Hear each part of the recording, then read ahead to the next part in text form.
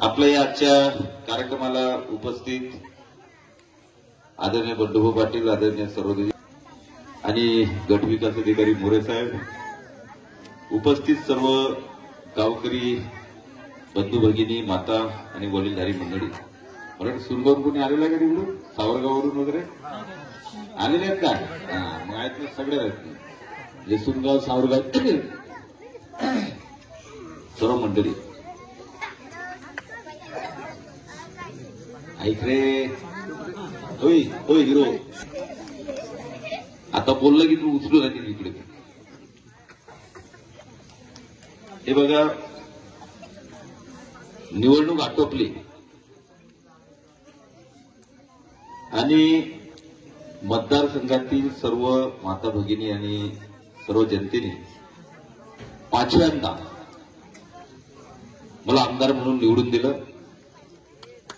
आणि पाचव्यांदा निवडून येणे आणि निवडून देणे हे काही साधं काम नाही आहे. 5-5 टर्म एकाच मतदारसंघामध्ये ते कंटिन्यू मध्ये निवडून देणे आणि त्यातही हे जे मतदारसंघ जो आहे तो जळगाव मतदारसंघ जे आपलं कुटुंब आहे, या कुटुंबातील सर्व लोकांनी खूप अतिशय प्रेम, आशीर्वाद यावेळेस सुद्धा दिलेत.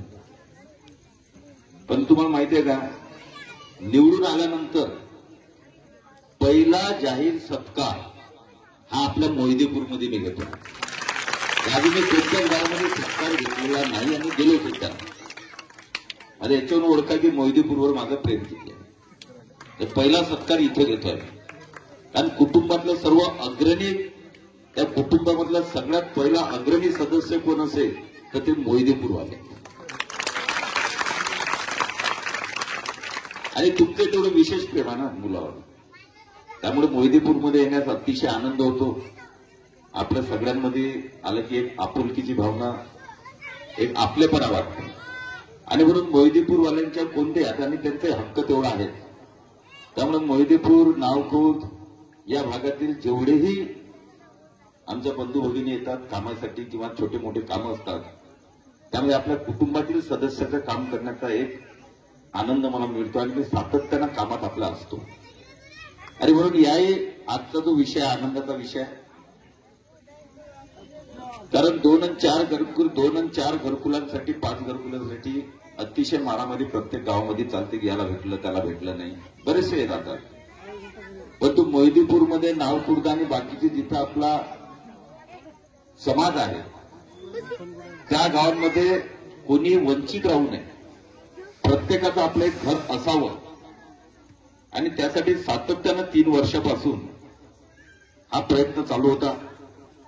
आपल्या गावातले सरपंच असतील, भाऊला बाबर असतील किंवा बाकीची सगळी मंडळी जी असेल ती सातत्यानं आपल्या या समाजातील लोकांचे घरकुलं लवकरात लवकर पूर्णता व्हावे यासाठी सगळ्यांचे प्रयत्न चालू होते. आपले जिल्हा परिषद सदस्य बंडू पाटील सतत आग्रही त्या गोष्टीसाठी असायचे. आणि त्यामध्ये पंचायत समितीचे आपले मोरे साहेब यांनी अतिशय सकारात्मक साथ देऊन ते प्रस्ताव कसे लवकरात लवकर पूर्ण होतील. खूप त्रुटी आल्या. म्हणजे आम्ही हे यायचे जेव्हा मोहिदेपूरचे आपले सरपंच आणि सगळे मंडळी यायची, भाऊला यायचा, तेव्हा मला असं वाटत की चिडून जायचं. 10-15 दिवस 1 महिना झाला की काही ना काही त्रुटी यायचीच त्याच्यामध्ये. अजून प्रस्ताव वापस यायचा, अजून प्रस्ताव पूर्ण करा, अजून पुढे पाठवा, असं सातत्यानं हे चालायचं. पण तो 2019 मध्ये मी जेव्हा मंत्री होतो तेव्हा पहिली यशवंतराव चव्हाण वसाहत जी आहे ती उंद्री जिल्हा परिषद सरकार चिखली तालुक्यातलं त्या ठिकाणी उभारली. तिथे जवळपास 60 घरकुलं आपण तिथे मंजूर करून मी स्वतः उद्घाटनाला गेलो होतो तेव्हा मी मंत्री होतो. मग तेव्हापासून माझ्या डोक्यात होतं की आपल्या या भागातले यशवंतराव चव्हाण वसाहतमध्ये जे लाभार्थी बसू शकतात त्यांचे जास्तीत जास्त सगळे घरकुलं झाले पाहिजे. आणि तेव्हापासून प्रयत्न चालू होता. तो आजचा दिवस आहे की आपले सर्व घरकुलं अजून काही थोडेफार राहिलेले आहेत, ज्यांच्या त्रुट्या राहिलेल्या आहेत, बाकी जवळपास सगळ्यांची घरकुलं आपण मंजूर करून आणले. त्यामध्ये उसऱ्यामधले आहेत 10 घरकुल, 10 की 12 घरकुल आपले उसऱ्यामधल्या बंधू भगिनींचे आहेत. सुनगावमध्ये 1 आहे पर्शी सुपमध्ये 2 आहेत आणि सावरगाव मधल्या आपल्या समाज बांधवांचे आहेत 8 घरकुलं आणि बाकी घरकुलं हे आपल्या मोहिदीपूर आणि नावपूरचे आहेत. आणि शेवटी घरकुल आला म्हणजे खूप काही असं केलं असेल मी मानणार नाही, पण एक स्वप्न असतं की आपलं स्वतःच चांगलं मजबूत घर असावं, हे प्रत्येकाचं स्वप्न असतं. आणि त्यामुळे हे स्वप्न पूर्ण करण्यासाठी ज्यांनी ज्यांनी प्रयत्न केले मी त्यांचाही धन्यवाद देईल. आणि महाराष्ट्र शासनामध्ये याला मंजुरात दिली आणि आज ते घरकुल आपल्या बांधकामासाठी आलेले आहेत.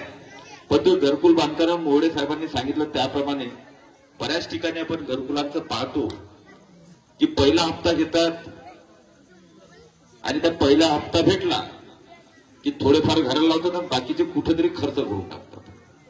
आणि मग ते खर्च तिकडे तिकडे केले की मग ते काही होत नाही पूर्ण, आणि मग दुसरा हप्ता भेटत नाही, मग तिसरा हप्ता भेटत नाही, मग ते घरकुल रखडतात आणि त्यामुळे पूर्ण घरकुल होत नाही आणि तो त्रासदायक होतो.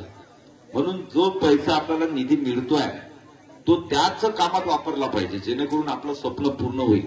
नाहीतर तो निधी जर दुसरीकडे वापरला, काही काही आता वापरतात त्यामुळे ते बऱ्याचशा गावांमध्ये काही ठिकाणी ते घरकुल अपूर्ण राहिले, मग त्यांना हप्ते भेटत नाहीत आणि त्या माऊलीचं जे स्वप्न असते, मुलांचं स्वप्न ते अपूर्ण राहते.